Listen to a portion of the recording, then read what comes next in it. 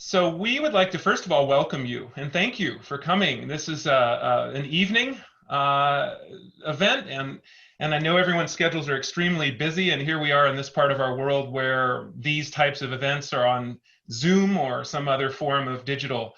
And we really appreciate you making the time and effort to come out this evening and joining us. It's a special night. It's a very special night for us. We are excited, very excited to have Dan Phillips, who is joining us. And as we were just saying a moment ago, Dan is here not for Dan. Dan is here for you. And so I think it's a really important point that we want to make today. And Dan, if I miss any of these key points, please jump in. But I have had the pleasure of getting to know Dan over the last several years, and he is absolutely going to ask me after this event, did the group get what they wanted? So he's here and we're here to get what you want. And so hopefully we've done a bit of homework in that way. We've actually gathered quite a bit of feedback in the registration that has given us over 50 questions from you about what you want. And so we already have a list of topics that according to you, you're interested in, like career advice, a day in the life of a CTO at Hulu, startup and entrepreneurship advice, post-COVID business environment and future of work, managing people, leadership and management, et cetera, et cetera. There's a pretty long list. So we came prepared, thanks to you, with these questions, and we're going to work our way through them in a conversation here this evening. But we don't want it to be just Dan and I having a conversation. We want it to be all of us having a conversation. So we have a chat room on Zoom, which is open and ready to go for you to submit questions live as we're going. And so I highly encourage you, if you hear something from Dan and you want to follow up, or you have a question unique to our conversation, feel free to use the chat room and engage with us, and we'll do our best to work our way through your questions. And we're starting here at 5:30. I think we're scheduled through 7, but I believe if we still have questions there at the end, we can roll over a few minutes. The most important thing is to welcome you, to encourage you to join us, and also very importantly, Dan, to welcome you, because you're taking time out of your busy schedule, and I think we're going to find out why here today when we hear your story and learn more about you. But it's always such a pleasure to have you here. I've been in Humboldt now for 20 plus years, and I don't know that it's common to have somebody with your experience joining us for these conversations on a regular basis. And so I think there's something else going on that interests you about Humboldt County, and I can't wait to hear about that. So I'm gonna stop with the intro, and we're going to get as quickly as we can into the conversation. But I do want to introduce Stephanie Lane, the Director of Alumni at Humboldt State University, because we do have a special presentation for Dan. Thanks, Chris, and thanks so much for everyone being here. I asked if I could snag a minute or two before we got started, because this is a very special night. So not only are we having this excellent conversation with Dan, but Dan is also a recipient of our 2020 Distinguished Alumni Award. So we want to be able to honor you and that award tonight as well, real quick. So just a little background, Humboldt State has been recognizing the achievements of alumni since 1960, when it launched its Who's Who's Award. And so distinguished alumni are individuals who are recognized as leaders in their fields, outstanding contributors to their community, nation, or Humboldt State. And I think we can definitely find out tonight that Dan meets all of that criteria. So each year our office receives, over 25 nominations for maybe 4 to 5 to 6 awards. And it was a tough decision every year, but it happens because people out in the community and other alumni nominate fabulous folks like Dan. And so we are just thrilled this year to be able to honor him. Part of what our our program with Distinguished Alumni is inviting the alumni to come back to talk. And what's amazing about Dan is that he already had this planned. So prior to even being a Distinguished Alumni, he was already acting like a Distinguished Alumni. And I think that he will continue to do that. He makes such great contributions to our campus. So Dan, I'm not able to hand this off or give you a hug or a shake right now, but I this know. is your Distinguished Alumni Award. It's made Wow. on recycled redwood by a local artisan here in Humboldt County. And so we will get that wrapped up and in the mail to you. And we are just so grateful for all that you do for HSU and for the commitment you have to this county. And from one Humboldt County local gal to another local person, thank you for giving back the way you do. So I won't take any more of your time. I'm excited to hear what Dan and Chris have planned. So take it away. Very cool. Thank you. Thank you very much. I just wish I was there. I know. I'd love to be up there. And as you probably all know, my family's still there. I make it up as often as I can. So unfortunately, we find ourselves in this virtual world of communicating, but hopefully we'll get past that soon. So thank you. You're welcome. Congratulations. So I noticed in the chat, Dan, and I know we're going to hear this from you in just a moment as well. And when you go through your story, and it's such a fascinating story, but there's congratulations in the chat about Bridgeville alum, College of the Redwoods alum. I think I skipped a step. Fortuna High School alum, and Humboldt State alum, which is a really fascinating local journey that I look forward to hearing more about. Don't forget College of the Redwoods in there. And College of the Redwoods for sure. Yeah. And thank you. And so, Dan, before we get to your story here, just a sec, you also last year, importantly, you and Cindy, your wife, created the Dan and Cindy Phillips Scholarship.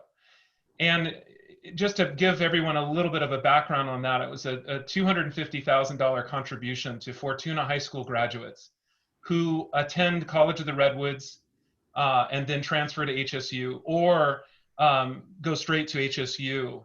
And I just thought it was really important for our community to understand what your motivation was in that extremely generous contribution. Yeah, well, thanks. I grew up in Humboldt County. That's home. It's where I love, passion, the connection that I'm sure all of you feel as well. And I've had the opportunity, of course, to have had some success. And you think about, what are you going to do to get back to have impact? And it came together, and as I was thinking about this, two things that are really important to me. One, I just articulated the people and where I grew up and the different activity. It's just such a special place. But also education. And, I have this belief or philosophy is, you can do things to give back. I guess it's the kind of, do you give fish or teach to fish kind of thing or that activity. But if you want to have the greatest impact, it's through education. If you want to change, people's lots in life and, affecting, what can you do? And so I think it just plays such a vital role. And I think it plays a vital role in our community.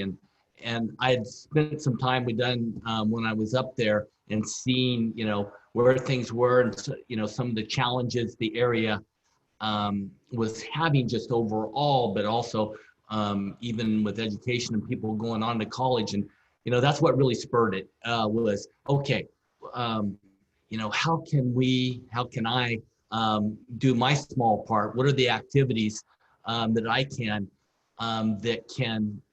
invest in our young people, invest in their future as well, both financially, but encouragement and motivation and unleashing their vision and ability to see the opportunities. So anyway, long-winded around that, but it's all around that. It's about, education and of course our local community. Well, thank you very much for that, Dan. And again, thank you for your time today, because I think your investment of your time and energy and positive attitude is such a huge part of it too. And I'm speaking not only for myself here, but also the many students that I work with. who are many on this call. But Dan, I think to get started this evening, what we'd really love to hear is to kind of go back to the beginning of the story. I had the pleasure of joining you at Bridgeville Elementary School when you presented to those the class of, I'm not sure how many, 20 or 30, and it was really, really a great experience. But I know that that's where you started. So how about we start there too? Sure. Going back to my story. Yeah. It was interesting as we talked about this, and that we came with Bridgeville to HSU and to do a tour and speak to the community, and went back to my high school in Bridgeville. It's always tough to talk about yourself, and so you've got to get out there and, hey, I did this, or I accomplished this, or, talk about your story. But it's important because it's, people need to see that, young people need to see that, and the opportunity, and Chris and others convinced me that I think that, we should share that. Like a lot of people up there, my story started in Bridgeville Elementary. If you've been out that way, I grew up in that little town. It was a bit more of a community then. We had a local store and a restaurant there, but there was a couple of hundred people in the town. 6 people in my 8th grade graduating class. So, I was came in second on most likely to succeed. So I had a lot of early on, just kidding, but early on, progress. But great experience and great part of Boy Scouts and all of that. And started there. My family, no one had went to college in my family, like so many others had as well, and grew up mostly, driving logging trucks. My my parents and family all grew up around there. We moved into Fortuna, and I went to went to Fortuna High. We moved into town so I could play sports. Was a big piece of it, and we decided to move in. It's just easier as well to the big city of Fortuna. And so I had an opportunity. Sports was important to me in high school, and I had a great experience at Fortuna High. I was lucky enough to have had teachers that cared about me. I was an average student, certainly at best. And the English side, I always had some skills in math that did quite well on that front. I later learned I had and anyone that's read my emails knows that I have dyslexia. So it's a challenge. I have trouble spelling Dan. It was one of those challenges just went through.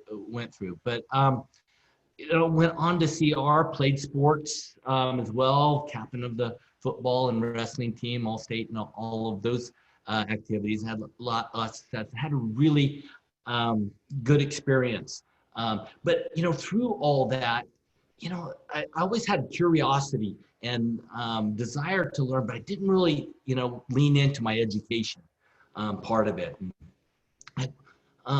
Just to, kind of round out my story at that time, I went to work as I finished at CR, went to work in a lumber mill. I got married, had a child. So, I didn't go right straight through. Mine wasn't a straight path all the way through. I coached football and wrestling back at the high school at the time. Always knew that I was going to go complete my degree, but I just got that sidetracked. I just kind of went around kind of the long path, if you will. I had the opportunity, just to touch on a couple of things, to travel with first a cultural exchange and a couple of wrestling teams in the Pacific Rim. Went to Japan. I'd never been on an airplane before. So, and talk about a cultural impact and shock at the time, particularly the first time I remember going to Japan. But it was one of those points that really, inflection moments of going, wow, there's a different world out there. There's something really different in the learning, a different culture. And I came back, started studying Japanese, went and took a class at night at Humboldt as well. But then I also at that time went and took a computer class at CR.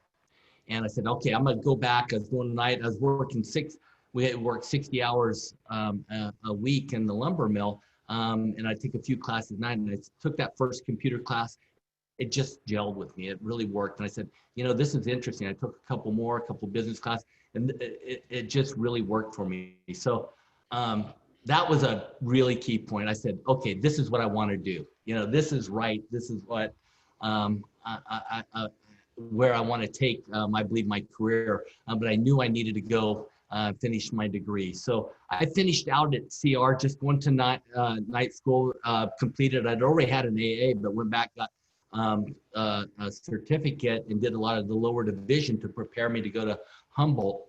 Went and talked to my boss at the mill. He allowed me to take a cleanup job. I was working, running saws and stuff, take a cleanup job so I could work my schedule around school. I enrolled at Humboldt at the time, so I'd only have to work 40 hours a week. I took, and I put together a plan, signed up, was going to take 20 to 22 units each semester. I wanted to graduate with a computer science degree and a business administration degree. I set a goal to get an A in every class, you know, and so if you're working full time and taking, you know, 20, 21, 22 units of solids, it's not the easiest thing. So you better have your act together and prepared, and I really did. So not to bore you with all of that cycle, but, you know, spent the next 2 years working through as I said, my goal was to have all A's. I didn't meet that goal, but I had one A- and one B+ out of all the courses. And I also had the opportunity to, you know, I connected with so many of my professors and had great experience and relationship there. One particularly, Jim Blaisdell, he pulled me in, and he had a research grant that he was working with NASA Ames, and I stepped in, ultimately led that grant, wrote a couple of papers, and, you know, graduated from Humboldt, ended up being the senior man of the year, and the College of Business and Technology at the time, student of the year. So had some success. And then he and I decided to start a business coming out of that. Start a company called Metasystems. And so I don't know if you want me to, you know, go into and you know, a quick history on the tech or the career side of it, or did you want to get in that later? Well, Dan, we do have a question in the chat that I think is a really good one and related to what you were just talking about there, from Mariah. What do you wish you could tell your younger self? You know, there's an easier way than going through working in a lumber mill, having a child, you know, my younger self is you know, being clear, setting objectives, setting those goals, educational goals in an earlier plan. You know, we all look back and wish we would have done. It's hard because I learned so much as part of that process, and every challenge and everything that you go through creates, you know, some really great learnings and discipline that I used. But yeah, I would have leaned into it a lot sooner. And I had a follow-up question myself about the CR and HSU experience, because it sounded to me, I don't want to put words in your mouth, but it sounded to me like you had some aha moments. And I can just speak for as a teacher, that's why we get out of bed in the morning, for those aha moments. And so do you remember exactly what it was about computer science and or business that just sparked something in you that sent you on this path? Yeah, you know, it was probably two things. One, you know, there's an aptitude that fit with me. So it made sense. It's logical. You know, I deal with that kind of thing well. And then the second piece of it was I love the problems. I love solving problems. I love, you know, taking an unstructured problem and bringing structure to it, to solving those. And yeah, it was just this, oh, wow, this is fun. you know. Whenever you find yourself, staying up night doing things that you don't even have to do because you want to do it, you know that there's an alignment there. When, it's not a forced thing, but, you want to go do that. Very cool. And there's a follow-up question from the chat as well. Do you remember which class it was at CR that had that impact on you? That was that pivot point? Yeah, the first one at CR was literally just basic programming. So I took a basic programming class, and it's a structured class. And I took that, and then I took. I'm trying to remember what the second one was, but I remember taking a follow-on one, and it was real pivotal. And then it's at Humboldt, the one that I took there, and I ended up taking it at night. I was still going to CR. It was a database class and database structures. And for me, I go, wow, I loved it. Very cool. Very cool. So there's a few other questions here. This one sounds like a Tim Ferriss question, but I'm just going to throw it out there because it's going to be a change of complete pace here. Do you recommend breakfast, or is it okay to skip? Do I recommend? Yeah. Everyone tells you breakfast is a good thing to have and stuff. And so I try to have, a small deal of oatmeal each morning, and that's about it. Yeah. Okay.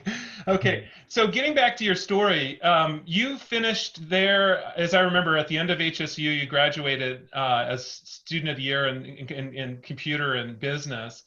But there's a really important part of your story that happened there, where you met the professor, and then you started a business with the professor from HSU. Can you expand on that Metasystems part of the story? Sure. Wow, what an opportunity. Dr. Blaisdell, Jim and I were already working together and partnering, as I had said. He actually was teaching that database class that one even before I got to Humboldt.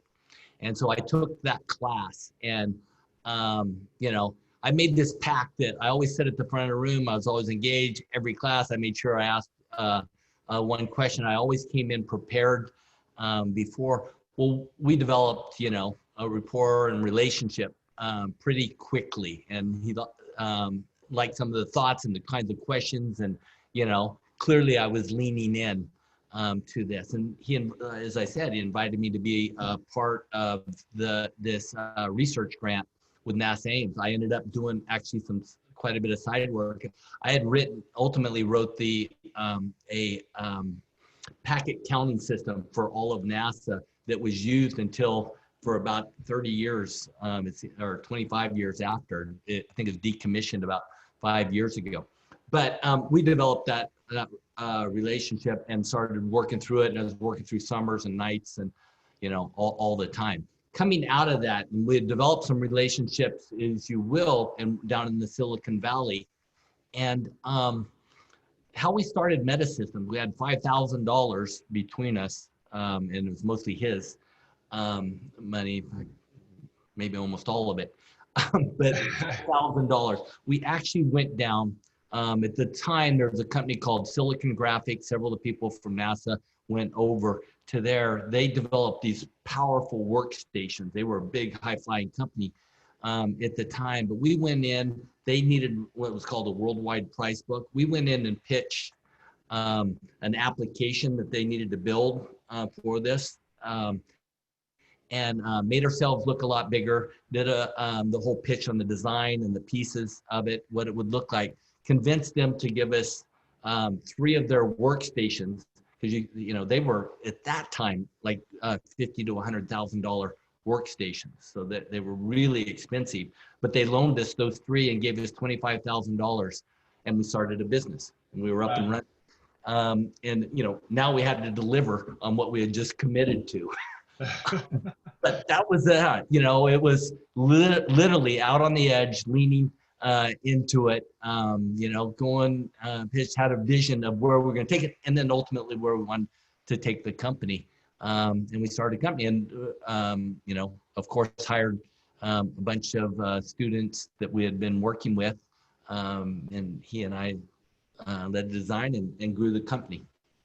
So as a follow-up to that, well, there's a question that just popped into the chat actually. What year was that? That was, we started the company in 1991. Okay, 1991. So as a follow-up to that, for the students, I think we have, just looking at the registrants, we have at least 70 or so students in here from Humboldt State and College of the Redwoods, and maybe some potential students as well. And so is there something that you would, any advice that you would give the students about not missing opportunities? And what I mean by that is not missing opportunities to get to know faculty better, or to build mentors, or to build their networks. Because it seems like that part of your story could have been easily missed, even if you were a straight A student, but you just didn't engage with the group. Is that a fair summary of that? That is, going back to what advice, and I didn't give myself advice because I actually did this, and it made such a huge difference.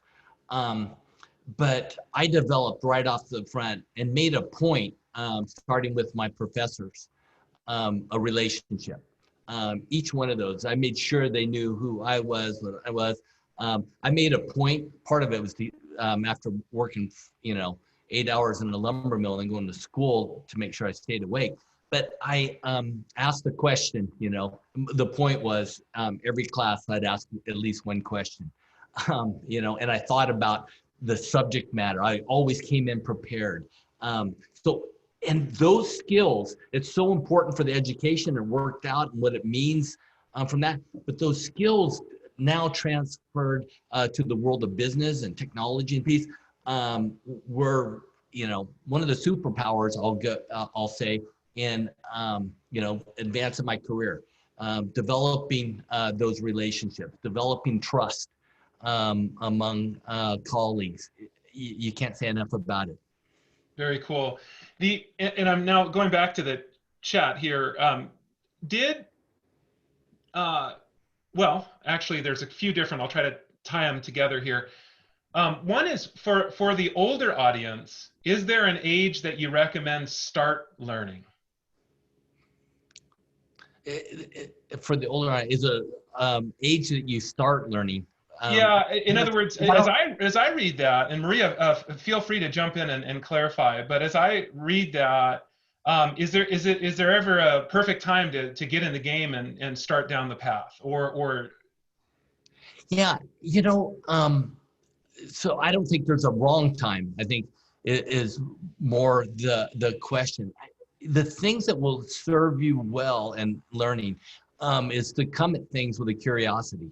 That curiosity to, understand, know answers, learn. I think that is absolutely key. And, it's interesting, as you go through college aspect of it and learning process, what you learn out of the books and what you learn in custom is of course important and it's fundamental. But it's just the sliver of the learning process.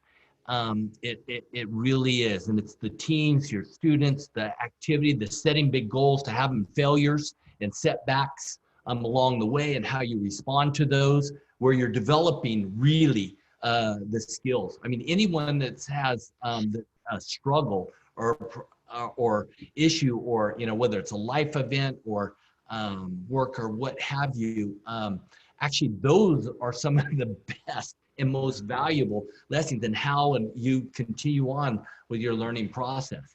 It's certainly what has really served me well, and it's what you look for. I hire a lot of people. We hire 200, 300, 400 people a year within my organization, and you're looking for those individuals that just don't have just the domain expertise, but have the ability to move the company and their teams and groups forward. Very cool. I have a few more questions here coming through the chat, and I just want to make sure we try our best not to lose them.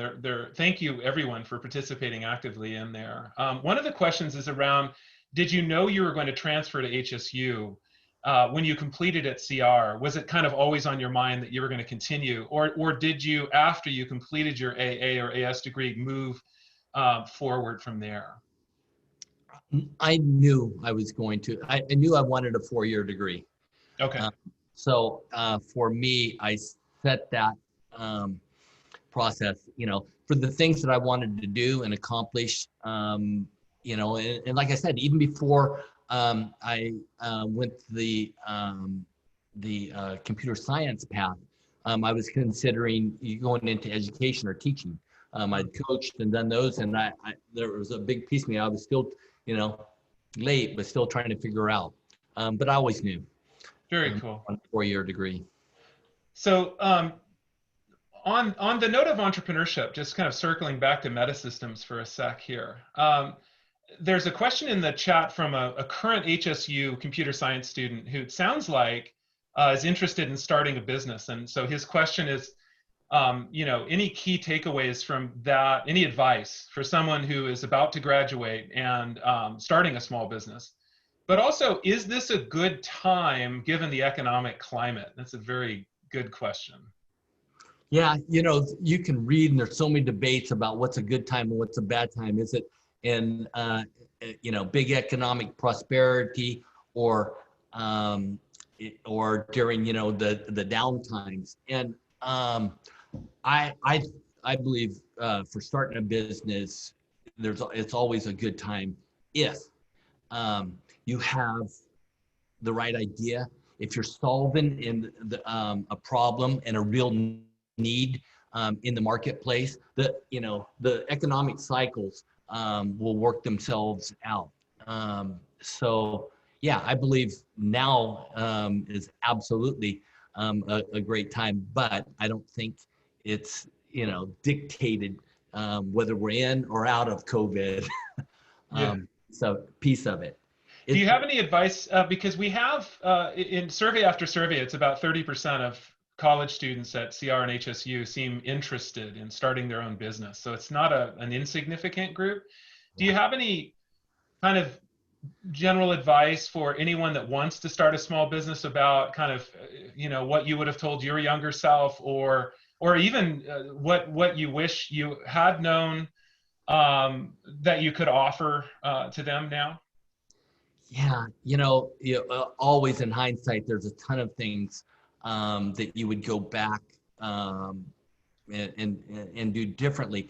But again, the really important thing is, there has to be that, what is it, that need that you're trying to solve? What problem are you trying to solve? What, understanding, and listen, I guess it depends on, are you going to do a local gas station, or are you going to, try to have an idea that's going to have the potential to be a broad-based company?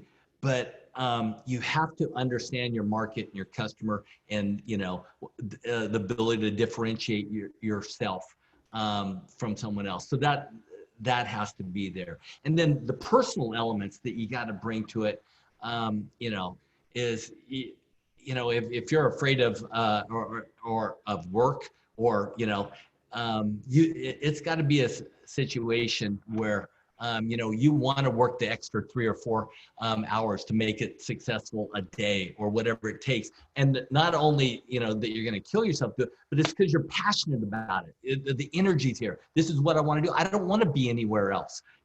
I'm leaning into this. Make it successful. And if those elements aren't there, then my personal thing is I don't think it's right for you. And there's other roles. We with an education have so much opportunity, and you can't be afraid. And everyone knows this, of taking some risk. It's got to be calculated risk, and as we all know, they're not all successful. But if you're approaching it with hesitancy, with fear, then entrepreneurship's probably not for you, because you really got to lean in. There was times when we had Metasystems, and I didn't have a lot to lose coming up to it. But once you start building a company, and there was times where, literally we didn't know there for a little bit where our next, if we were going to close the deal and have a paycheck, or we're going to have to lay a bunch of our engineers off. And now you're affecting other people. And you got to be able to look over that cliff, and have some comfort with dealing with that. So one question that's in the chat, but I also hear it frequently in entrepreneurship classes from students with family, and I certainly personally feel this way about starting up in entrepreneurship. And that you mentioned you had at least in your, I can't remember if it's at CRHSU, but you had a child, and so you were having to balance the work and the life piece. So how did you do that? How did that work for you? Boy, it's hard. It's a challenge, and my daughter and I are about as close as you can possibly get. We joked whether she got an education at Humboldt or I did. She actually literally went to class with me sometimes as well. But you've got to figure out and strike that balance. I think it was for me, those first couple of years was the volume was really turned up, because I was having to work in the lumber mill. I was trying to put both of us. My wife was finishing her teaching credential work as well. And I was fortunate to have strong family support around. And so you have to figure out, your child ultimately always comes first in that balance. And I'll tell you, I see it, the challenges that our folks are having right now in this environment of balancing work. Now these worlds have really crashed and come together. And I was on a call today where two of my two people on the call that was with some leaders, each had a child on their lap going down as we're having the interaction. So there's another question that I think I'd actually like to tie back to what you just said, but and one is about age bias. If you see in your experience a bias against, because you had mentioned earlier, and we were talking about, there's no bad time to enter, and then you get in and enter the workforce as an older person, if you see bias in that. And then, but there's also, I think, a related question, which is, do you see bias against the families? You mentioned the moms or dads or whomever that was. Do you feel like there's bias, age bias, family bias, other things that are really big challenges to get over there? Yeah, and I'll go to the business, corporate, or every world. Let's be frank, people come with bias on all the fronts that you talk about. And is there age bias? Sure. There is. And the companies that do that well recognize that, work through it, and making sure and focus and find the opportunities for people that bring a full breadth of experience to it as well. But yeah, those things happen in technology, which we've had such a challenge with. Is it gender bias, or why do we not have more women in technology, particularly in leadership roles? And it becomes a challenge, something that as an industry, we've got a lot of work to do and really leaning into. But I think your point, the question is, are there bias? There are. We need to always, and if you're an older person going into the workforce, recognize those and think about how, like anything else, you differentiate yourself, set yourself apart, and work around those. And focus on if you're going to a company, focus on the companies that don't have as much of that bias as well. Cool, cool. So Dan, I'm going to work my way through a few of these questions here because they're really great questions, but I think we're going to bounce around a little bit, which is great because we want to all have this as a conversation and keep it open.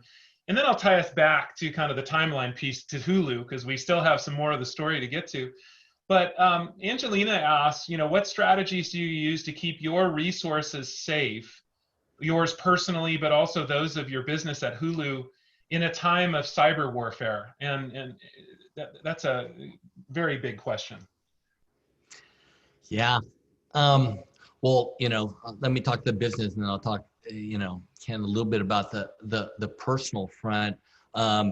It is. I mean, Hulu is a worldwide recognized brand. When you have big brands, and you've come down and maybe taken positions on different things, you are, it's a real challenge. I won't go into the details, but we've had, times where I've, with my security team, had to work through with the FBI and teams on actually state-sponsored terrorism because of potential content that we, might or might not share.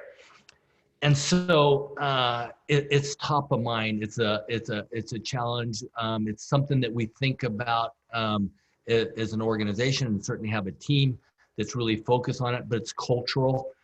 We go through training. We spend time to make sure people know all the aspects. Often, what happens on those things where most at risk is less about it coming through firewalls and coming from that, but more through, email attachments, the shares, to, some of the manipulation that can have that, or even sometimes collusion that can happen. So, I could spend times on the elements of, corporate security. We do things like, even if you do get in, that, it's isolated to this spot. So the isolation of services and all kinds of things to help, but it's top of mind. And, to the personal front, we all should be aware and conscious of it.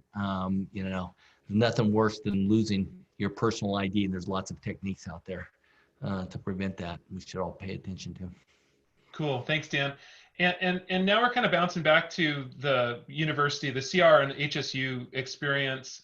Rachel's asking here, what would you say is the most important skill set, not necessarily an academic skill set, in quotes, but that you developed in your school experience that you now use in your career? I'll go. We've touched on one of them. There's two. I really lean into the people side of the equation. The ideas of developing mentors and sponsors. I assume everyone knows the difference, between a mentor and a sponsor. The mentors, someone mentors and coaches, and having great mentors is really important. Sponsors is someone that helps you with your career, or you put them on your resume, or can help out on that front. But the people and relationships, for me, it's really served well. And at the end of the day, those things really matter in developing those skills. And then the second one, and this is something that doesn't necessarily come natural to me, and I need to work at. My wife tells me I really need to work at it. It's the organization structure, taking an unstructured space, having a plan, always be thinking about where you're going, that next step, and developing those skills are really, really important. I think they're important and helpful in life, but certainly in the business world. And that CR at Humboldt, and the upside of having to work in the lumber mill while going to school, there was a forcing function. If I walked in unprepared and got behind, I was never going to catch up. It wasn't going to happen. And, I learned a lot. It was a real strong forcing, and it served me so well, throughout. And like I said, I don't always have the best skills, but I recognize the importance. And I'll tell you, when I focus on teams, my leadership team, I make sure I have people and parts of my team that bring that and do it well. Very cool. And there's another academic question from Jaria, and it's about grades and kind of university choice. So I think you've mentioned to me that you have 11,000 people in your the various divisions that report to you. No, but about you also 100. 1,100. You're off by an order of magnitude. Okay, Yeah. 1,100 still's a lot to me.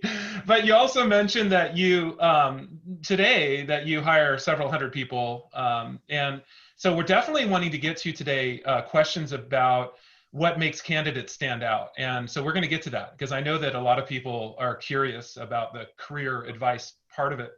But this one's more about grades in university. Does it matter that like GPA? Or the university you attend? I pay attention more to, if you're giving me a choice, this is, you give me which do I lean in more? I lean in more to the grades side of it than the university. I go back to this well-rounded, skills and experience. And when I think, and again, it's not about how much you learned or the grades. It's what discipline did you bring and goals that you set for yourself that's going to mark you to be successful for me. So that's one, it's an indication. Listen, getting in, I don't want to set back getting into, pick your top prep school because someone had to work very hard to get into that school as well and did all the activity. So you're looking at a total picture.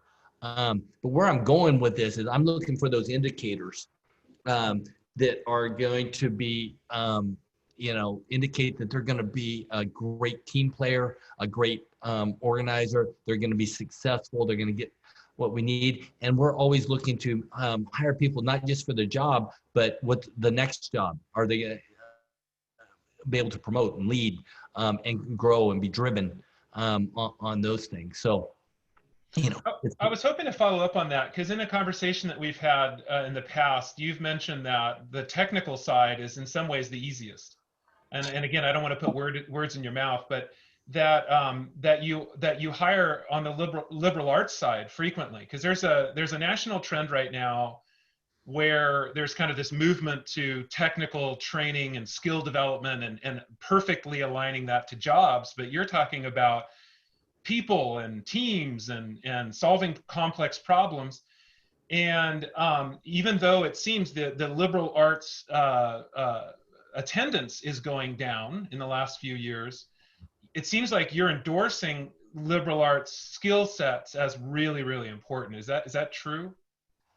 I do. I'm looking for, again, well-rounded individuals. And it's surprising how many people we hire, even in usually not a core technology, although I've got examples where that's, core engineering, someone writing a kernel needs to be able to have the deep technical expertise in that. But overall, this broad base, lots of people come from, liberal arts degrees even, didn't come, but picked up and have learned some of the structured, programming techniques, even for engineering.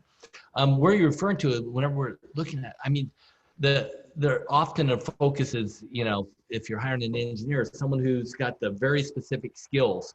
And, I'll say my managers often will focus too much on that aspect. And frankly, you can learn computer language. If you know, computer science and structured programming, you can learn a different language pretty quickly or solve for that. But it's much harder to teach someone who has good analytical skills, good thought process, good reasoning, problem solving skills. And then the more you go up in the ranks, The technical aspects, it's always helpful, but means less and less, of course. And then the broader skills really start to come into play. Cool. Thanks, Dan. I'm going to go back to the chat here. Will Hulu be available internationally in the future? I missed it during my time in Germany. Yeah, we'll see on that front. I mean, we're partner and part of the Disney offering. So Disney Plus, so you can get the Disney. Oh, they went over national and they got released in Germany, as well as a lot of other places. And so as you think about it, we have a big, broad offering, and in this environment, rolling this, because we do live television, we do VOD, we do all these add-ons, and it's a broad audience, taking those into other markets. There's a lot of thinking that has to go into that. Cool. And there are a couple of questions about internships, and I think you manage the internship piece at Hulu or in your divisions. Is that correct? Well, so we have interns, and I have, in my division, we have most of the interns actually do support the tech organization. We have, I don't manage it. We have someone in our talent acquisition organization that manages that program. But it's a very important program. In the US, we run, I think, just in tech, 80 to 100 internships. We had, we have a lot of applications. I think last year we had 22,000 applications for those spots, but we really try to diversify and get out. And then Beijing, I think we have another 50. It's a great program too. I feel great about the program we do. There's full paid, let's say, get housing, and it's not like you're coming in and just doing augment work. It's a program. At the end of your internship, they present to my leadership team and to me their project, and often stuff that rolls right into our product. And would you say that it's true that you are more likely to hire interns that show their performance through interning first versus kind of resumes in a stack without that experience? Very, very much so. I mean, if you've gone through an internship program, if we've got the goal is ultimately you'll get an offer from us in our program. But then looking at as we're hiring into people coming out of college, internships play an important role too. Experience is very helpful as well. So we have a large group of students, as we mentioned, and it looks like across all types of work, but let's just say for a moment a computer science or business student here. Is there any advice you'd give them about standing out in the application process as an HSU computer science student, for example, or CR computer science student, and wanting to apply for an internship at Hulu or similar? So I should go with, we could ask, and I can get you, some of the criteria that we really look for the people that are actually making those, because I don't go through all of them. Having said that, the things like internships, things like experience, projects, excelling on that. There are internships going into specific areas, so alignment with those areas, and we have a lot in the engineering, so it might be client engineering or back in the service, but we have people in design, that are doing the front end design work. Product management's usually people coming out of an MBA program, but once in a while, so it depends on program management is where we actually, in program or project management is a big activity. And so people that can demonstrate that they've led and drove some project. certainly within the work, but it can even be, when I look at it, to a nonprofit thing that you've done, and that kinds of work, or auxiliary work that you've done that demonstrates good organizational skills is really valuable. Very cool. Thanks, Dan. And I do have a few more questions here, and I think it might be bouncing around a little bit. Michelle, I'm going to save your question, if you don't mind, for just a moment down the road, because I think we're going to address that. Angelina has a question that I'm not sure that we have on our list. So do you worry about AI and big tech? And do you think humans are highly ethical? Just kidding. But I do wonder your thoughts on AI and how it would shape the tech industry and what people buy, in a variety of businesses, including education is something we're starting to look at more and more. Yeah, boy, that's a hot topic area. There's a lot of literature out there. AI plays, AI in general, you can talk about on so many different fronts, from self-driving cars to, how it plays in manufacturing to a whole host of things. It felt like the question was really leaning to some of the things that we're dealing with now, into understanding personalization, your user behavior, tailoring, and whether it's advertising and, all the aspects around AI. And, we could spend a whole session just talking on the aspect of that and how it plays, and on the ethics around this. The idea, and listen, we do this. We want to create a very personalized experience for you. And there's a lot of goodness in making sure that we can deliver you the best experience possible. The way, we do it in ours is, we collect information based on what you watched, as well as a whole host of information. If you've chosen our ad product, we want to, you've made the decision that you want the ad supported product. So we want to tailor and make sure that we give you the ads that you care about and more propensity to buy. But, now you can flip the coin. Are we manipulating to?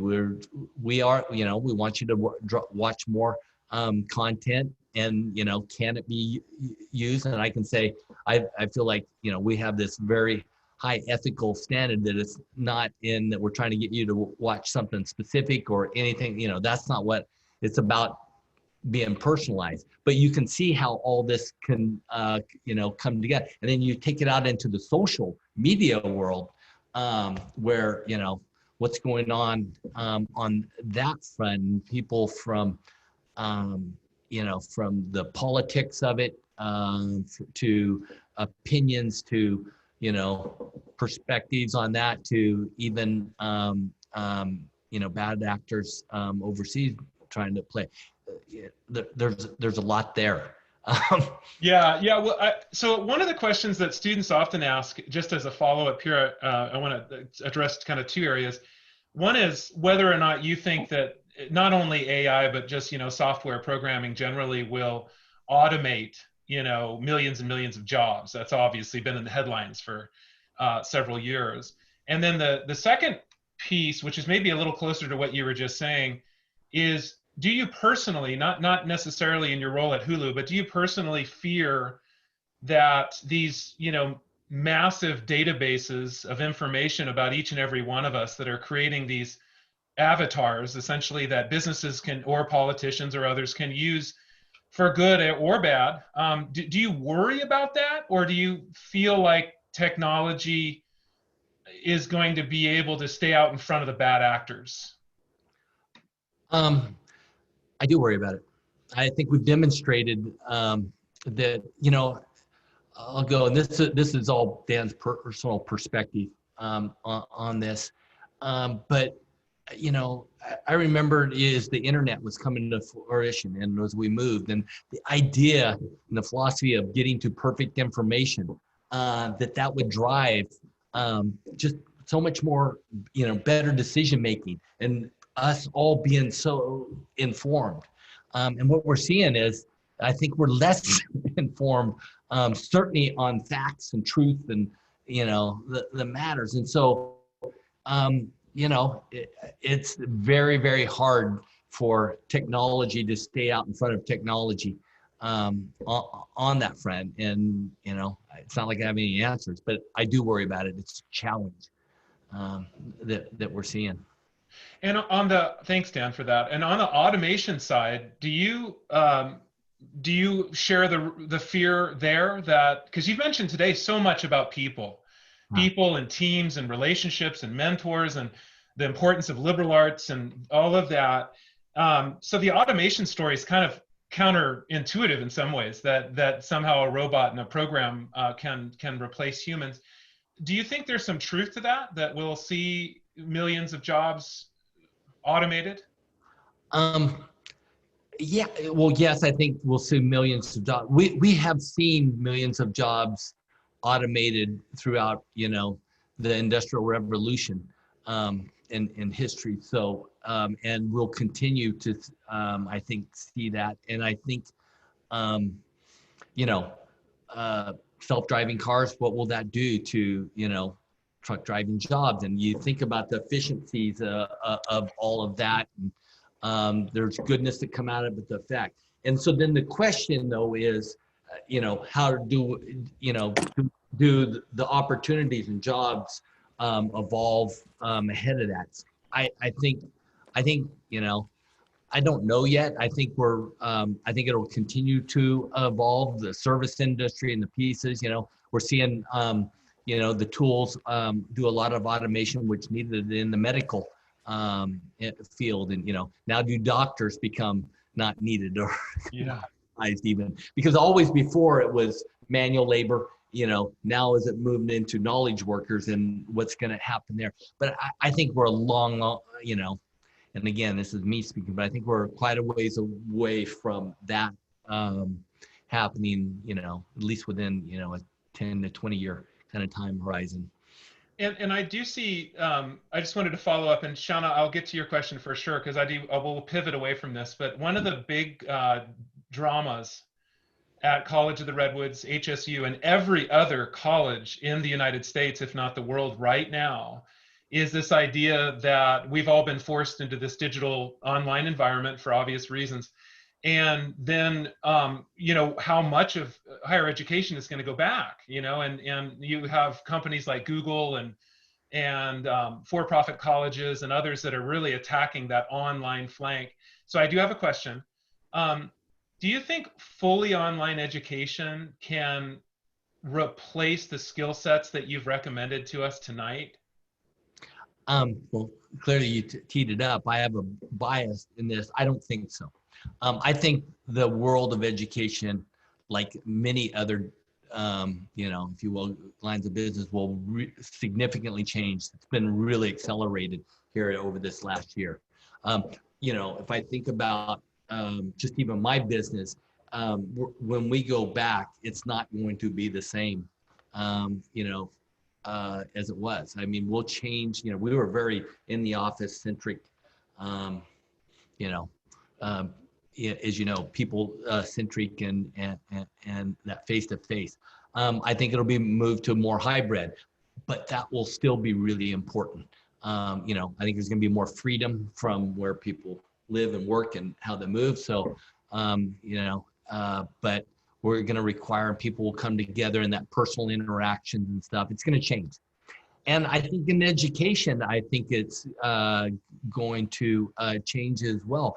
And, hopefully it becomes more of an empowering and tool that allows us and frees us to focus and do more of this kind of interactions and teaming, but yet you haven't taken away the importance of the hands-on and the classroom and the come together as people and all the things that are so valuable. Like I said, it's not just about the rote learning or education or what you learn in the classroom.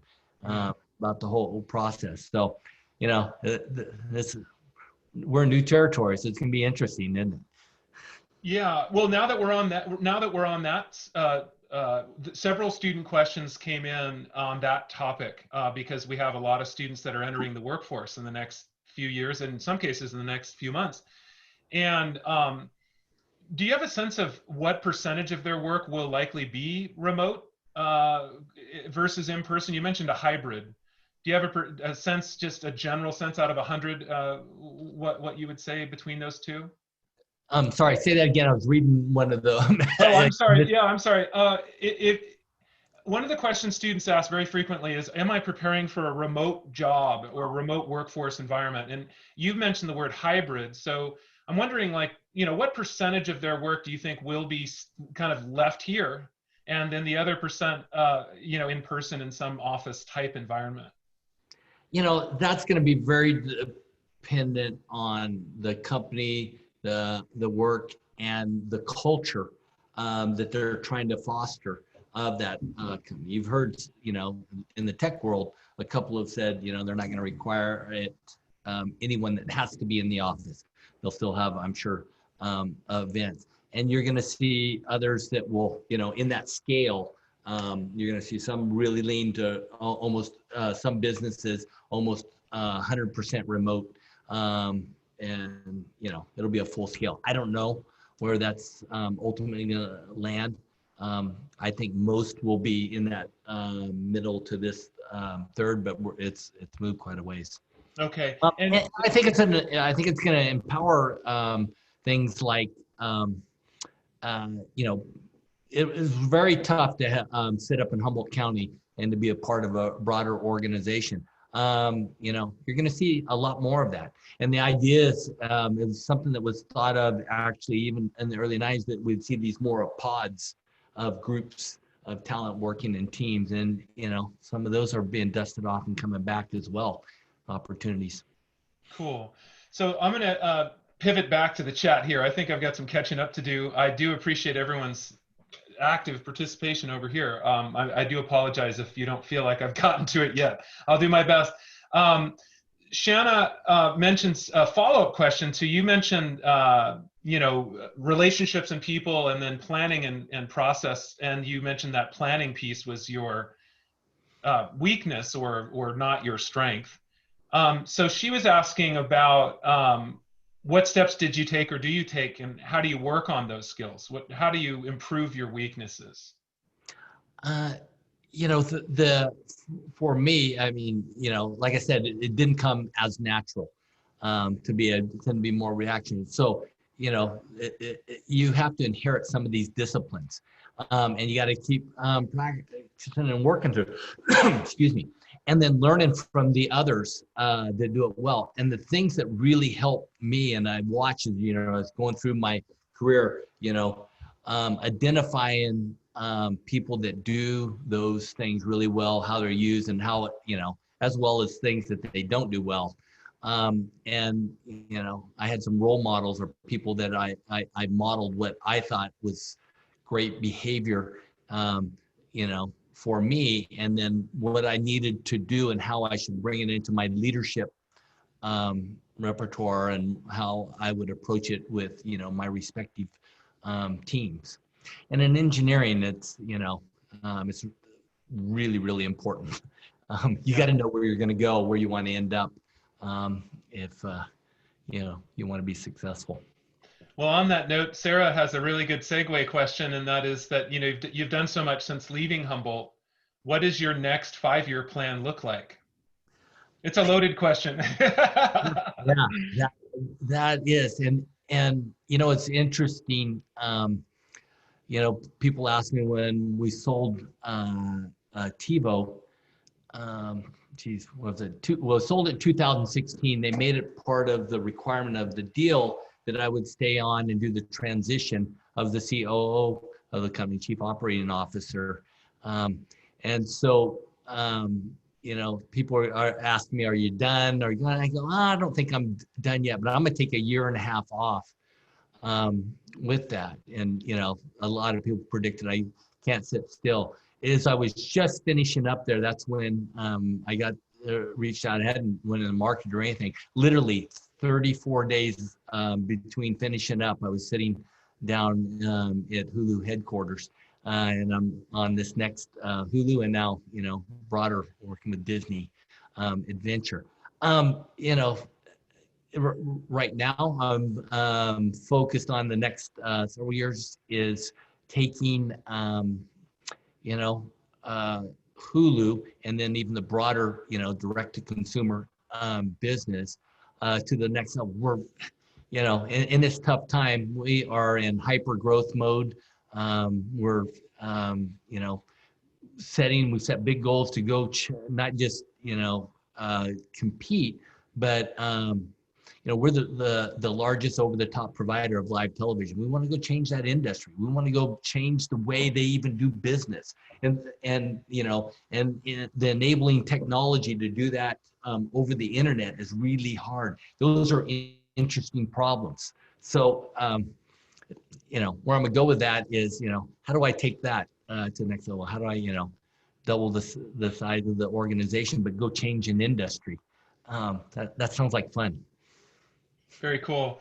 So Andrew has a computer science follow-up, maybe a little bit different angle here. This is back to advice for college graduate entering the workforce. But with so many different branches of computer science, i.e. maintenance and cybersecurity and programming, which skills do you think are the most important for your employees? If I'm reading that correctly, maybe it'd be interesting to even use the word most demanded in your area.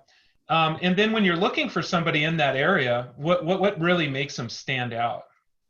Yeah, this is on the computer science and the specific. I'll go into the engineering because there's lots of disciplines too. Like I said, program management, project management, product management, quality engineer. But first and foremost is that structured programming, problem solving. The ability to take regardless of the language. We try to hire not an Android developer. We try to hire a computer scientist. You know what I mean? Because they have the ability to apply whatever environment or discipline or move is technology shift or move, because it does. It shifts, it changes, we'll move through that. So that is at the top, most important, that they, that have that discipline. And then you're looking the ones that can think out of the box, provide new approaches, not afraid to push themselves out a little bit. We can go through a whole host. What if you look at and I think you're going back to what's in most demand on this, and if I looked at all the positions that we're hiring in the engineering ranks, and so the computer science, we talked about any of the other wow, it's probably split. We probably have 40 positions open on the client side of the equation. And when I say client, that's out, if you think about, computer system out for our application writing out on a device. So we're on like mobile devices. So, whether it's a Android mobile phone or a Apple phone or what have you, or we're on Roku devices or in televisions or on what we call our living room devices as well. So there's that side, and then there's a whole bunch of areas in the on the server side of the equation. Database, data technology, big data on it as well.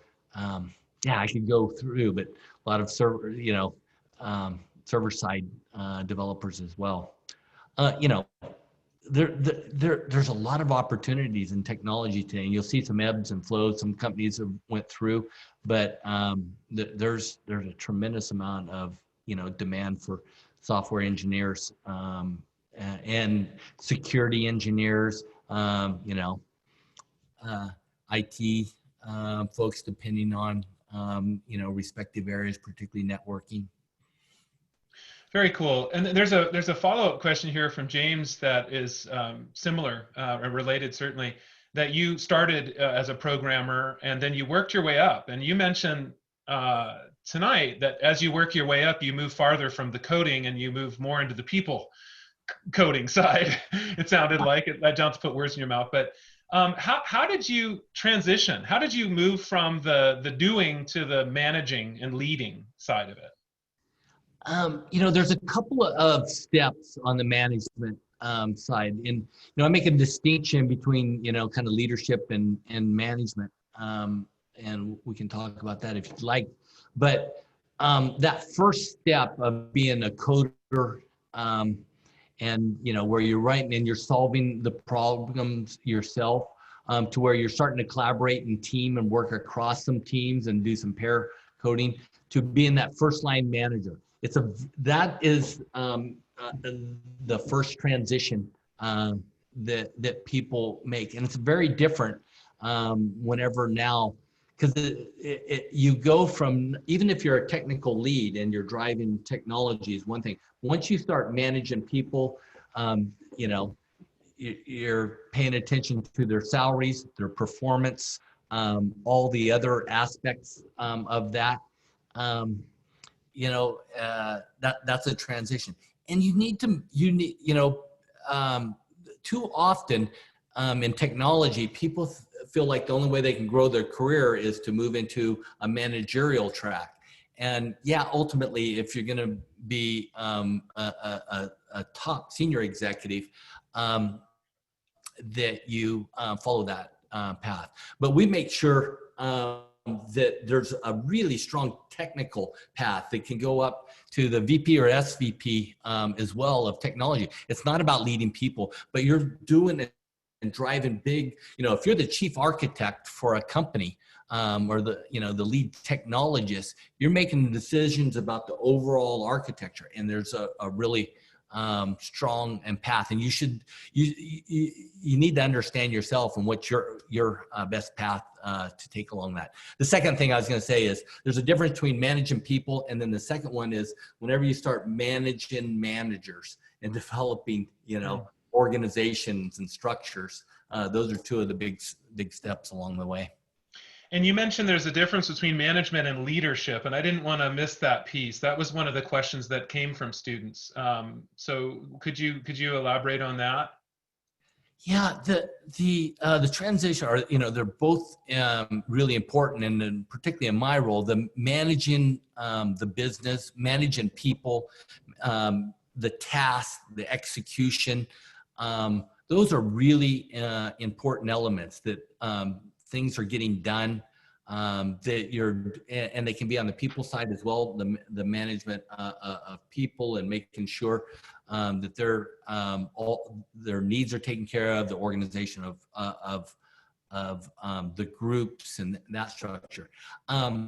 Leadership is more about setting direction, setting the clarity of strategy and where we're going, and inspiring and motivating, and developing culture that people can perform and do their best. Organizations can do their best. And once you move into more senior, truly not just management, but leadership roles, knowing and understanding what kind of leader you're going to be and what kinds of norms and culture that you're going to set among your team is really important. And all kinds of debates on what are the best kinds of leaders. Well, I'd love to dig down on this, because and I see 37 new messages in the chat, and I'm doing my best to work through them. I also had 50 on my list over here, and we're kind of working our way through. I love how participative everyone is being, but I wanted to check in with you specifically, Dan, on time. Are you able to go past 7 o'clock? It's 6:50 now. Yeah, I'm sure. Okay, so for those of you that can stay with us, we'll hang out for a bit and keep working our way through these questions. They're really, really super excellent questions. I just wanted to circle back, and then Robert, I'll get to yours next on leadership, because I know that a lot of students ask questions on that topic. The Reed Hastings, the Netflix founder and CEO, recently launched a book, I believe, called No Rules. And in there, he talks about his leadership style is that, and I'm kind of paraphrasing here, but Netflix isn't a family. Netflix is a group of, professional athletes. And we expect professional athletic performance in all of our people. And I'm, very much paraphrasing his entire hypothesis there. But how does that, because you just said it's really important to know what kind of a leader you are. How does that kind of pair with your leadership philosophy? Yeah, Reed, he has done an incredible job and brilliant, and it's it's right here in Los Gatos. Netflix is, and yes, famously, his head of HR wrote it wasn't a book at the time, but it was, a paper on their philosophy just around what you said about that. And basically, when someone's useful service is, no longer needed, that it's time for them to move on. They have a lot of churn, and they expect it as part of their organization. And it was interesting that she ended up working herself out of a job following that same philosophy. And you're really talking about culture, and you go to Amazon, and it has a very distinct culture as well.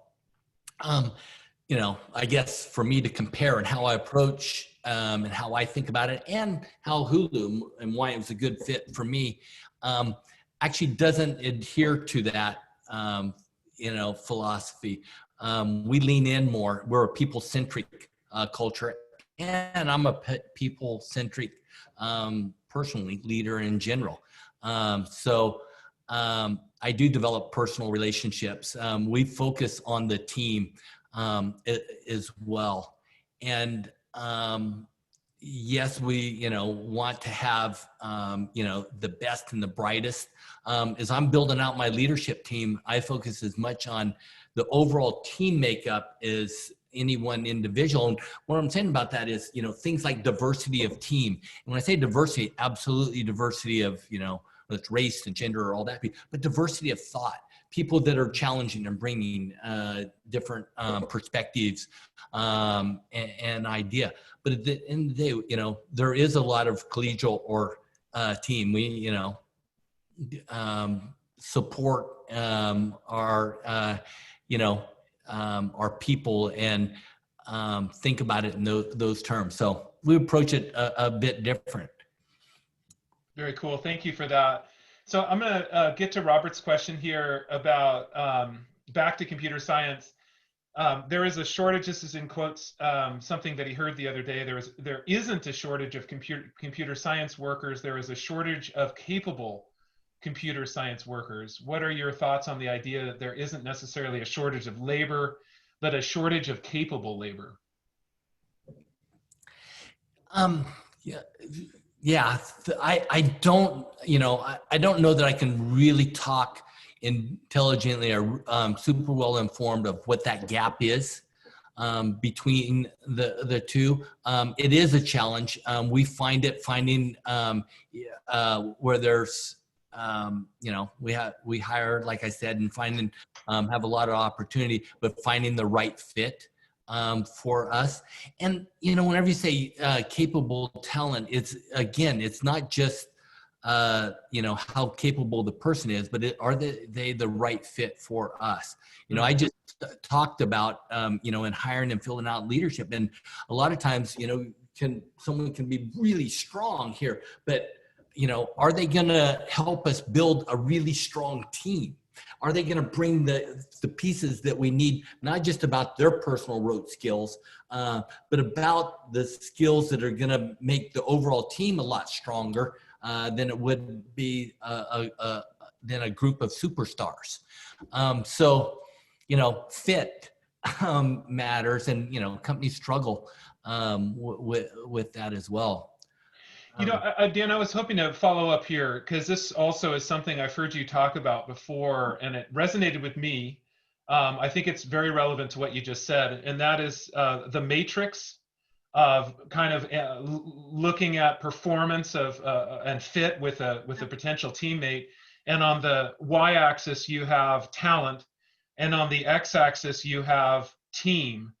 And if I remember you correctly, you said you'd much rather have somebody leaning team than talent if you had to rate each of those individually. Is that fair to say?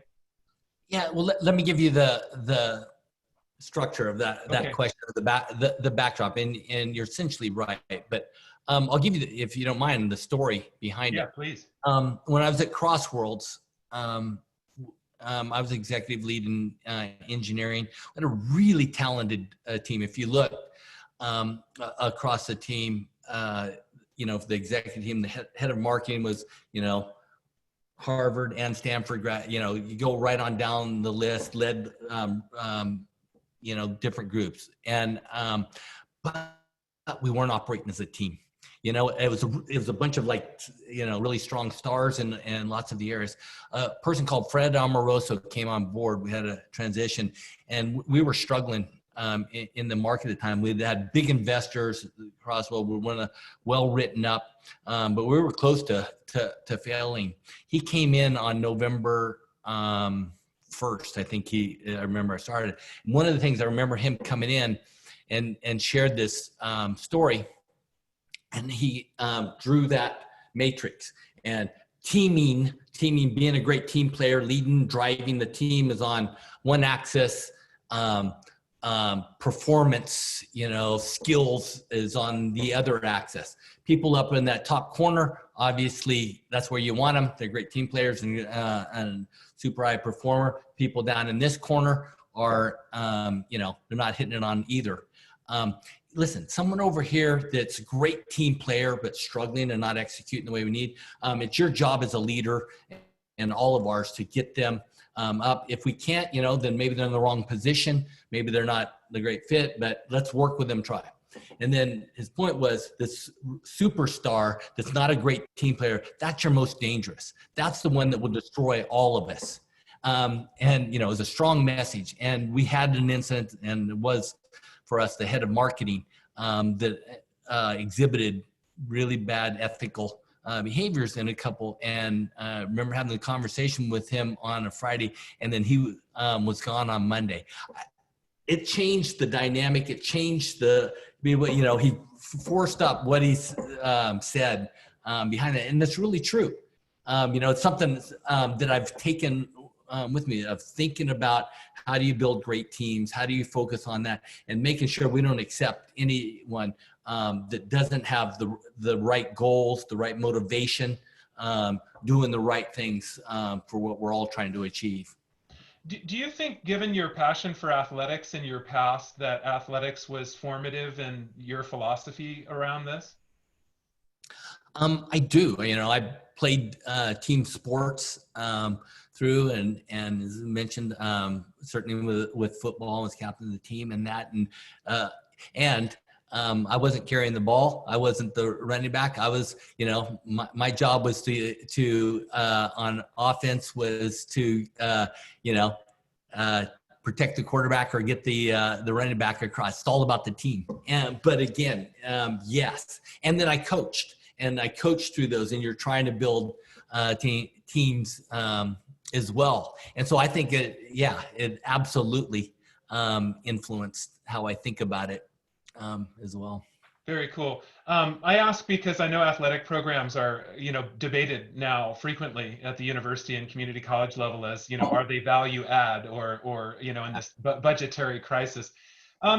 So shifting gears completely back to Ruby here, would you agree or disagree that going to an Ivy League school, you mentioned some of those folks that were Harvard grads and others, provides better connections than a state university? And how did you decide inside the workplace how to promote someone, across these spectrums?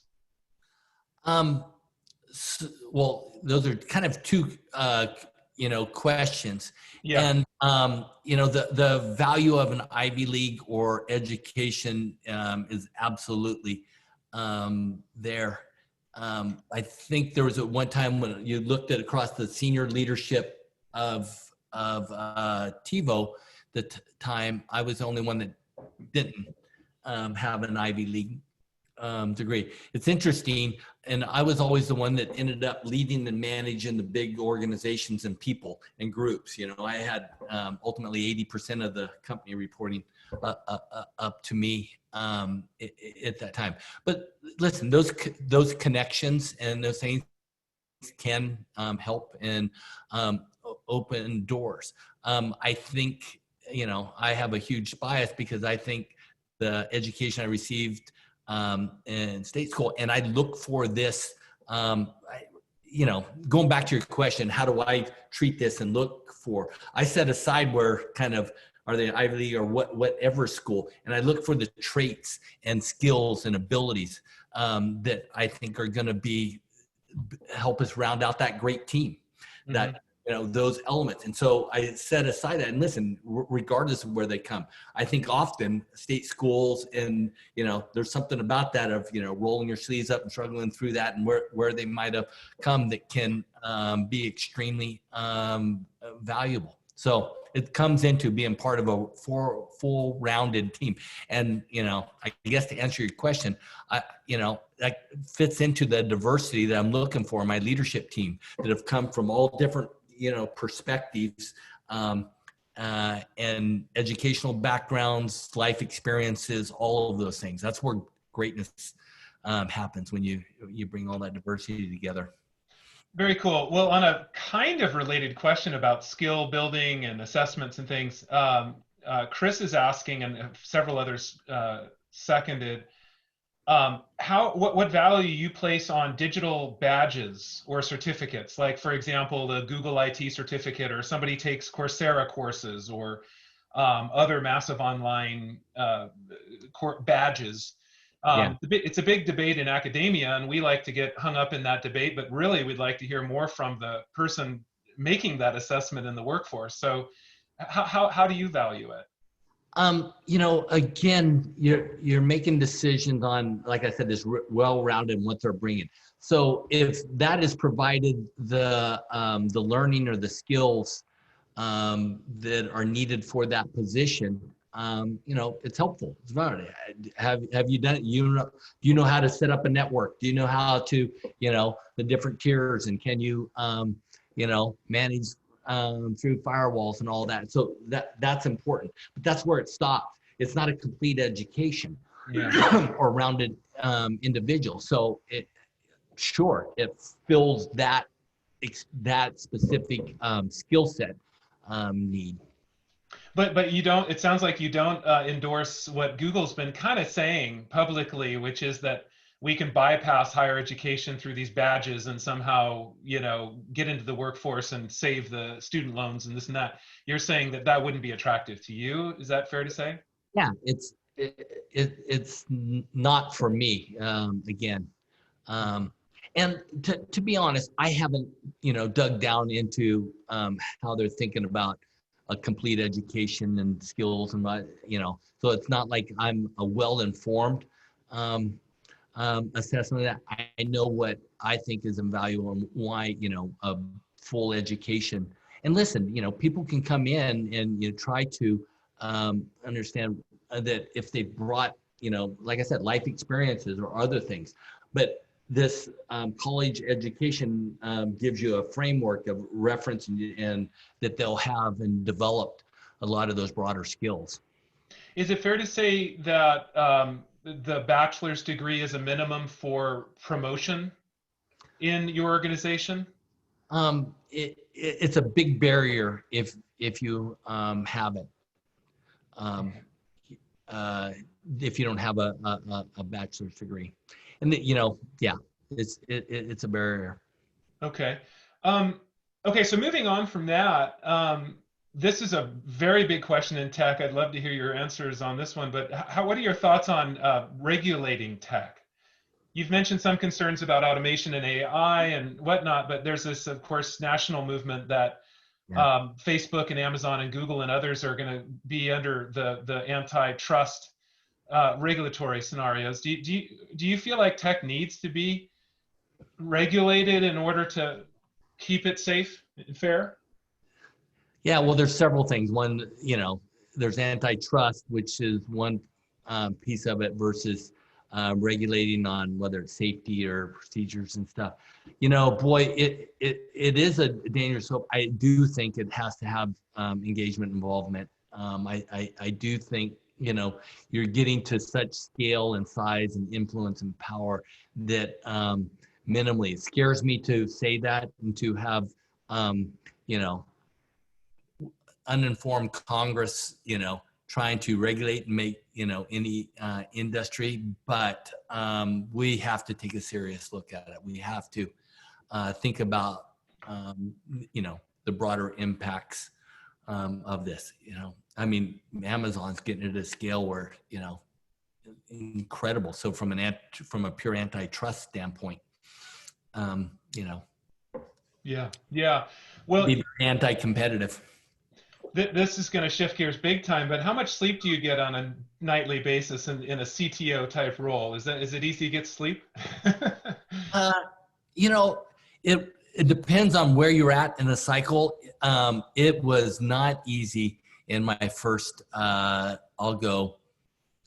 first year. It was something that I didn't see a ton of, and now it's better. So I get usually 6 hours average a night. I try to get up, get my workout in before too late. And I'll tell you, that is so helpful. That's where I probably do as much creative thinking or problem solving. I don't know about the rest of you, but when you're, you get the mind going and you got to interact, and it's really helpful. I certainly. So I'm working when I'm, on that treadmill or whatever. Well, one of the big questions is related to this, and I think we're heading in this direction, and that is kind of what is a day in the life of Dan? And Durana, who's a student of mine, and she has I think a really good way of saying it. I don't have the foggiest idea what you do on a daily basis, because very few of us have ever had a chief technology officer job title. So what does a day look like for you? Well, probably help for me to tell you what's underneath me or what my role is, and what are the functions and departments. So I think it's easiest to think about 3 big bucket areas. I have the people that decide what we're going to build. So the product management, so they get all the product requirements. They set the product roadmap, the plans, all of that. The designers, so the people that design the user experience, part of that. So they're the ones that are out front deciding. Then the next big bucket is the one that execute on this. It's the engineers, the builders. So decide what we're going to build. Then I have the builders, all of the aspects of engineering, quality, engineering, maybe put program management in that. And then I have the operators, the people that operate the systems. I have, all the IT functions in these broadcast centers, but, we do content. So they bring in all of this content or the ads or that business. So that's a big, and then I have other things like security and other things that sit around, but it's easiest to think about it in those buckets. Day in the life. I mean, kind of like we were talking about, you think about, there's a management roles and management activities that I do. There's leadership activities that I do. And then I'm, a senior exec in team that's setting and working through, and there's executive kinds of activities. So much of my time is spent on people interactions, doing this, on calls. I do a lot of individual calls, and so, whether it's one-on-ones or small teams, we do groups, programs, initiatives that we're working through. You're working through HR issues. Anytime you have, 1,000-person organization at any given time, you're going to have people challenges, particularly in a world of COVID. So that ties up a lot of my day. I'm thinking about leadership, direction, clarity of mission. We're setting OKRs, making sure we're marching and pointing in the right direction. So, having big, broad meetings where you're talking about, what hill we're going to take, how we win in the marketplace, the aspects of that. And then I'm part of the broader executive team where we are talking about, company strategies, how we compete in the marketplace. I'll meet with, CEOs or senior execs from other companies, whether it's technology and meeting with the head of Amazon or, Akamai or over at Roku or one of those companies as well. So, it's that mix, I guess, what ties up. But the day in the life is doing this today. And what do you love the most out of all of that? Because I'm dizzy after you've just described what you do on a daily basis. So what part of it are you most passionate about? I guess you can feel it. I love, the team and leadership and setting goals and us going and attacking and going and winning those. I have 3 big locations for us. We have some others scattered around: Seattle, and Santa Monica, and then Beijing. So I always enjoyed being in those the locations. I made sure I was in Beijing every quarter. When I was at TiVo, I was in Europe every month. I had teams throughout. And so I like the people side of the equation. And then, planning, setting, talking about how we're going to, win. Very cool. So I'm looking at the clock. It's about 7:15, and I want to have total respect for your time, Dan, and also everyone else on the call. And so I'm going to propose that we start to wrap around 7:30 tonight. But I wanted to mention to the group, and I hope you're okay with this, Dan, because we've talked about this several times. I wanted to mention to the group that we're talking about at least two follow-up events that if you found this interesting, and I was unable to get to the 50 questions underneath where we are now. We now have good fodder for the next event, but Dan has proposed bringing a senior manager leader who is an expert in women in technology from Hulu. Is that fair to say, Dan, that that's something that we might be able to take some of these questions and move them forward to that next engagement? Sure. Yeah. As I had mentioned, one of the people on my team she's a speaker. She's runs our Seattle office and a great leader on that front in the movement and actions in women in technology. Cool. So I just wanted, for those that haven't had their questions addressed, I want you to know that they will not be lost. We will be coming back likely in the spring for that. There will be one other event that I'm confirming as well with the Global HR Director of Adidas, who is a Humboldt State graduate, Matt Welton, and he's going to be joining us as well. And so if you were really interested in these conversations around career development and professional development and management and leadership and promotion and whatnot. Now, Matt, of course, brings more of a non-tech perspective and will be more on the consumer product side.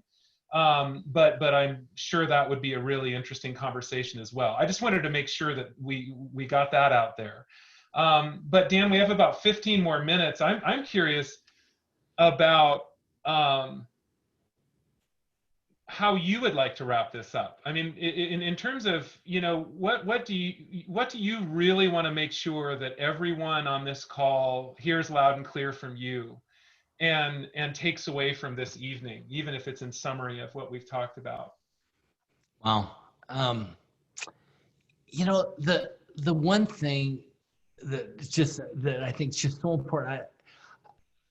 I want, whether it's the students or the people in Humboldt or whatever, to, think about what the opportunities are. It feels like, and I was talking with, a few folks, my nephews, about, it's easy to get down or to not have this, what's the feeling of what's possible. And so, that's what you want to inspire our young people to, there's tremendous opportunity. And listen, if you're concerned about there being failures along the way, count on it. There won't be setbacks, and those are real learning sessions. So that's what I'm just hoping with this, but also with our students in high school and in college, that they think about, set their objectives, set their goals, where they want to take this. And believe me, you will adjust it, make some changes along the way, and you'll learn a lot as you're going. So Dan, on that note, now is a really, really tough time for most people, and if not all people, in one way or another, with COVID and fires and everything else. And so, and loss of jobs, economic hardship, et cetera. So if you were to talk to someone that may be on this call who is, kind of down in the dumps, you mentioned failure, but it may not even be a failure as much as just feeling challenged by this current situation. Yeah. Do you have any words for them about, breaking through that and where they could go next? Yeah. I would just say, actually, the things that, I guess there's a theme as I'm going through this, but that set you back, those challenges are actually opportunities. They really are, as you think about this, and thinking about your own personal skills and what you want, having a good understanding of that, spend the time that what motivates you, and step back, put together a plan. Put together, hey, I'm going to go after this. This is what I'm doing. And you know what? It might get changed. You might learn. You might have a step back along the way, and then your ability to adjust. And I'm telling you, those are the skills that will really make you successful. You watch most successful companies didn't even start out to be what they originally intended. But someone figured out and learned to pivot, and going through that. And so, it's always hard whenever you're looking at it and you're not seeing the opportunity, but it really starts with putting together a plan. And then you put that, here's what I'm going to do next. You know what? I'm going to do this step. I'm going to, whether it's make this calls or I'm gonna write this down or I'll put this together. And here's the next one. And you gotta have that vision of where you're going, but making those short steps each and along the way, daily goals. Very cool. Well, I'd personally like to end on that, if you're comfortable, Dan, unless you have any final thoughts, but I think that nails it. So I just want to thank you, Dan, so much for everything you've done this evening, but also everything you're doing for the community with the scholarships and your time and your energy and passion. For those of you who joined us, thank you also for spending such a nice evening with us. And like I said, we will be back and we will address more of these questions. So we hope to see you again in the next round. Listen, really appreciate that. Someone just put a note on there. They said, I heard something about doing the right thing. Boy, what good advice that is. If you want, what a great guiding principle. It should be there each time. Do what's right. I like that. Very cool. Great to see you, Lonix. I see you on there too. So someone I know quite well, have a whole wrestling background together. Very cool. Well, thank you to everyone for joining us. And, Dan and I and Stephanie and Jamie, I'm sure we'll hang out for a few minutes as people are leaving, but we thank you for being here. And Lonix, sorry I didn't get your wrestling question because I actually saw one of those in here somewhere.